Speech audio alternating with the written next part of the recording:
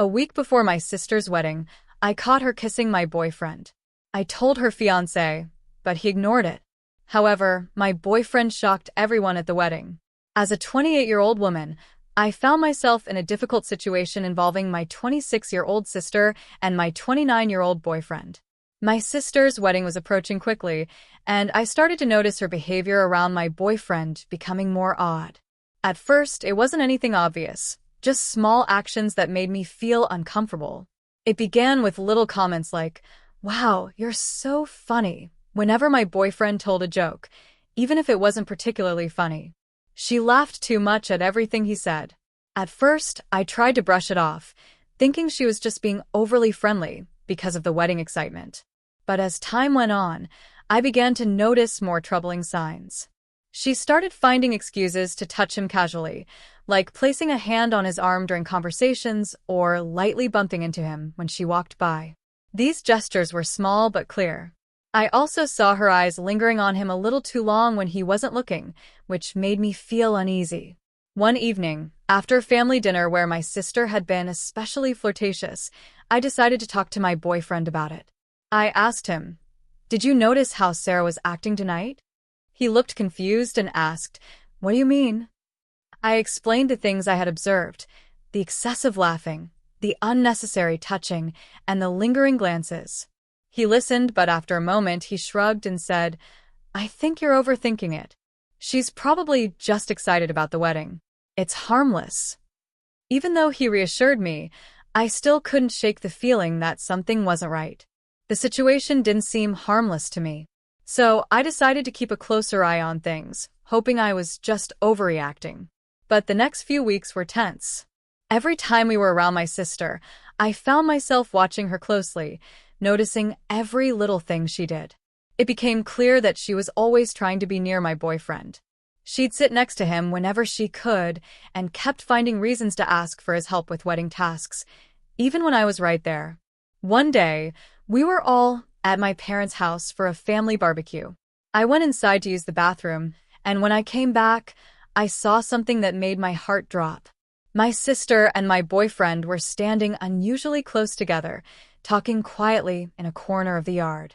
My sister was giggling at something he said, and the sound made me feel sick. As soon as they saw me, they quickly stepped apart, and my sister walked away as if nothing had happened. I felt a wave of nausea and anger, but I decided not to confront them in that moment, not wanting to make a scene at a family gathering. I waited until we got home later that night when we were alone. I calmly asked my boyfriend what he and my sister had been talking about earlier. He seemed surprised by my question and said they were just discussing some wedding details, like the music selection. His answer didn't satisfy me. I couldn't help but wonder why such a simple conversation needed them to be so close together. He sighed, clearly frustrated, and tried to brush off my concerns. He assured me again that nothing was going on, insisting that my sister was just being friendly. But by then, I couldn't keep my feelings in anymore. I expressed my frustration, pointing out that my sister was practically throwing herself at him, and he wasn't doing anything to stop it. His expression changed, and he looked hurt. He asked me, "What exactly did you want me to do?" He reminded me that she was my sister. He simply tried to be polite, and telling her to back off seemed out of the question to him. I told him that at the very least, he could set some boundaries, making it clear that he wasn't interested in anything beyond a friendly relationship. But he insisted that he wasn't interested in her at all, claiming there was nothing to clarify because I was seeing problems that didn't exist. Our conversation went in circles, with neither of us willing to see the other's point of view. We both ended up frustrated and unsure of what to do next. After arguing for a while without any resolution, it became clear that we weren't getting anywhere. My boyfriend kept insisting that I was imagining things, and no matter how hard I tried, I couldn't make him see what seemed so obvious to me. In the end, we both went to bed angry and frustrated, still unsure of how to handle the situation. The next day, I realized I needed to confront my sister directly. Avoiding the issue was only making things worse. So I decided to call her and ask if we could meet up for coffee. She happily agreed, her voice cheerful and unaware of my growing concerns. We arranged to meet at a small cafe near her apartment. When we met, I was nervous, my hands trembling slightly as I stirred my coffee. My sister, on the other hand, was in high spirits, excitedly chatting about her wedding plans. She seemed completely oblivious to the discomfort I was feeling, which only made it harder for me.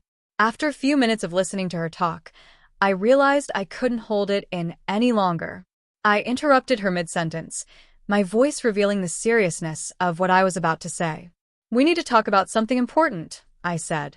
My sister, caught off guard by the sudden shift in tone, looked at me with surprise and asked, "What's wrong?" I took a deep breath to steady myself before I began. I told her that I had noticed how she had been behaving around Tom, my boyfriend, and that it was making me uncomfortable.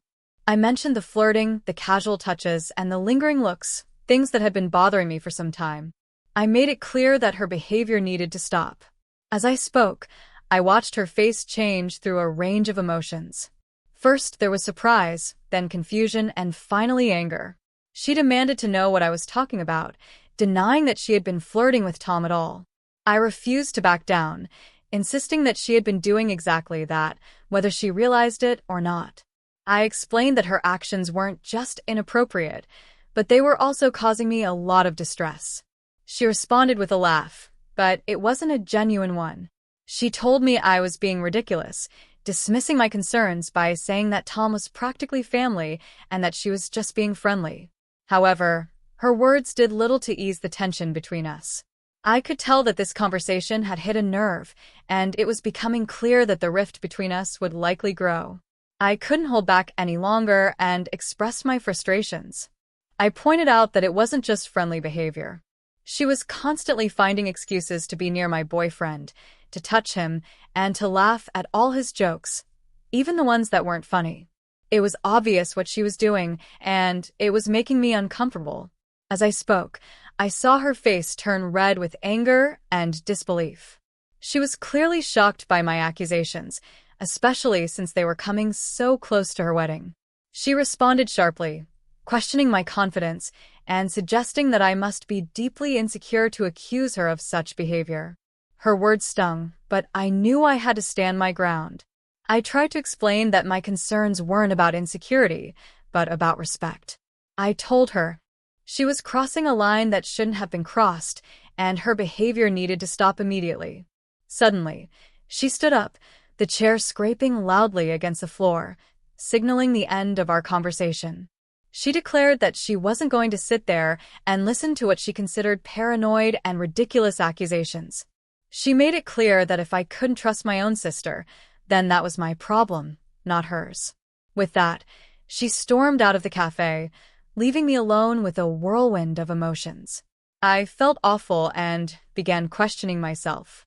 Had I overreacted? Was I really just being paranoid? When I returned home, my boyfriend immediately noticed something was wrong. He asked what had happened, and I recounted the conversation with my sister. As I shared the details, I could see the concern growing on his face. When I finished, he let out a heavy sigh and told me he thought I had made a big mistake. He was worried that Sarah would be deeply hurt, especially with her wedding just around the corner. Feeling defensive, I asked him if he was taking her side. He quickly reassured me that he wasn't, but he expressed doubts that Sarah had been flirting with him. Even if she had, which he found unlikely, he believed that confronting her so directly wasn't the best way to handle it. His words left me feeling even more conflicted, unsure of whether I had done the right thing. As tears welled up in my eyes, I couldn't help but ask, "So, what was I supposed to do? Just ignore it?" The frustration and hurt were clear in my voice. Sensing my distress, my boyfriend walked over and gently wrapped his arms around me. He suggested that maybe I could have handled things differently, that perhaps I could have talked to him more about it first or approached Sarah in a less confrontational way.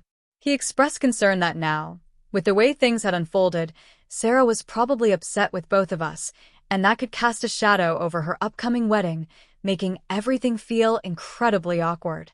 Feeling overwhelmed, I pulled away from his embrace and asked, "So, this is all my fault?" I needed to understand if he truly believed I was to blame for the situation. He sighed deeply, clearly struggling to find the right words, and explained that he didn't mean to place all the blame on me. However, he did think I might have overreacted, letting my emotions get the best of me. We continued to argue for a while, but it became clear that we were not going to reach a resolution.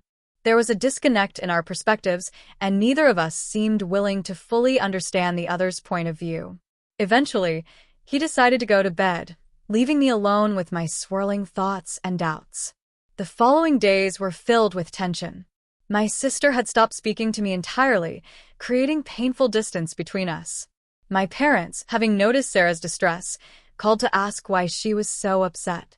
I tried to explain the situation to them, but I could tell from their responses that they, too, believed I had overreacted. As the wedding day drew closer, I found myself increasingly uncertain about what to do. I was supposed to be a bridesmaid, an important role that now felt more like a burden.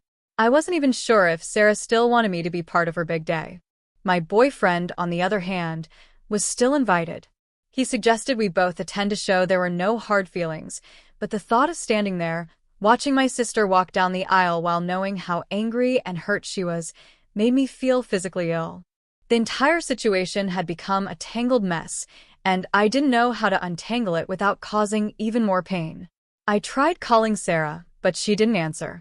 She never answered when I left voicemails, apologizing and stating that we needed to talk. I even visited her apartment, but she closed the door. My anxiety grew as the wedding day drew near. Though I wasn't convinced, my partner kept urging me to let go, assuring me that everything would blow over. In a dream, I showed up to the wedding, and everyone turned to stare at me, pointing and murmuring.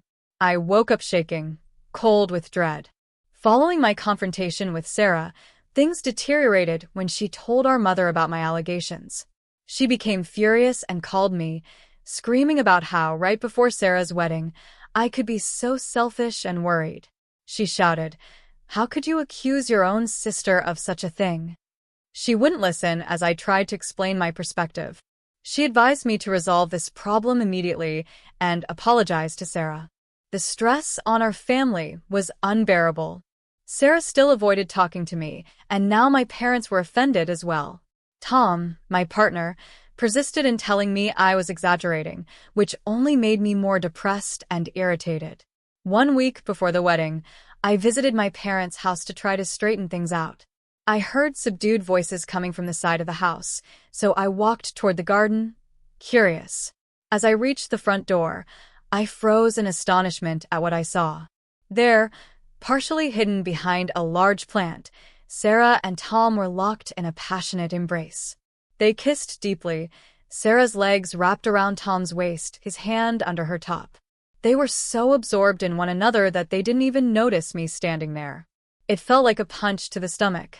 All the air left my lungs, and for a moment, I was frozen, unable to move or speak. The reality of what I was witnessing hit me like a wave. Anger and betrayal surged through me, and my emotions overtook me. I found myself screaming, "What the hell is this?" My voice trembled, thick with the intensity of what I was feeling. The reaction from both of them was immediate. My sister and my boyfriend froze in shock, their guilty expressions betraying them completely. Sarah's face drained of color, turning pale as she realized she'd been caught. Tom fumbled, trying to find the right words, stammering, "It's not what it looks like," but it was exactly what it looked like. It confirmed every fear and suspicion that had been gnawing at me. Tears began streaming down my face as I choked out, "How could you?" My own sister and my boyfriend. The pain in my voice was unmistakable. Sarah, too, began to cry, her voice trembling with regret as she tried to apologize. "I'm so sorry," she sobbed, struggling to explain. "We didn't mean for this to happen." But I couldn't bear to hear any more excuses. The betrayal was too deep, too raw. Without another word, I turned and fled, running back to my car. Their desperate calls for me to return fell on deaf ears as I sped away, my mind spinning with disbelief and hurt. My phone rang repeatedly, first Tom, then Sarah, and finally my mom. I couldn't bring myself to answer any of them. The pain was too fresh, too overwhelming. When I finally arrived home, I felt numb. I immediately packed a bag with clothes and the essentials I'd need for a few days. I couldn't stay there, not after what had just happened. I sent Tom a final text message, simply stating, "We're done. Don't try to contact me again." Then I turned off my phone, cutting off any further communication, and left. Now, I'm writing this from a hotel room in a nearby city, unsure of what my next step should be. With the wedding just a few days away, I know there's no way I can attend. My relationship is shattered, and the bond one once shared with my sister may be irreparably damaged by this betrayal. It feels as though my entire world has been turned upside down. Everyone made me feel like I was crazy for suspecting something was wrong, but in the end, I was right all along. The pain of that realization is almost too much to bear, and I find myself questioning how I will ever be able to trust anyone again after this. So, Reddit, any advice on how to move forward from here would be appreciated. Update. After the devastating shock of discovering my sister Sarah with my now ex-boyfriend Tom, I spent several days in a fog, struggling to process what had happened. My phone was constantly buzzing with messages and missed calls from both of them, as well as from my parents, but I just couldn't bring myself to respond. I was too overwhelmed, too hurt. Eventually, though, I came to see that Mark, Sarah's fiancé, was one person who definitely needed to know the truth. With a heavy heart, I made the difficult decision to call him. When Mark answered, I could hear the confusion in his voice. He asked what was going on, mentioning that Sarah had been in a terrible state, saying that I had disappeared and wasn't responding to anyone. Taking a deep breath, I began to explain everything to him. I told him about the suspicions I'd had, how everyone, including Tom and Sarah, had brushed off my concerns, and then I described in detail the scene I had witnessed in my parents' garden. Mark listened quietly, not interrupting, only occasionally making a small noise to let me know he was still there, absorbing everything I was saying.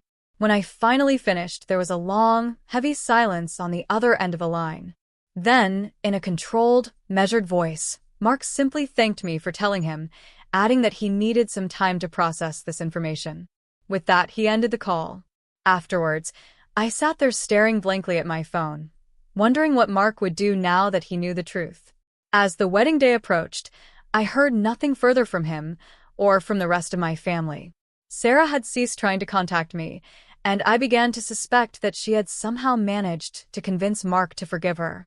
The thought that she might actually escape the consequences of her actions, that she could go on to have her fairy tale wedding while my life was in shambles, made me feel physically ill.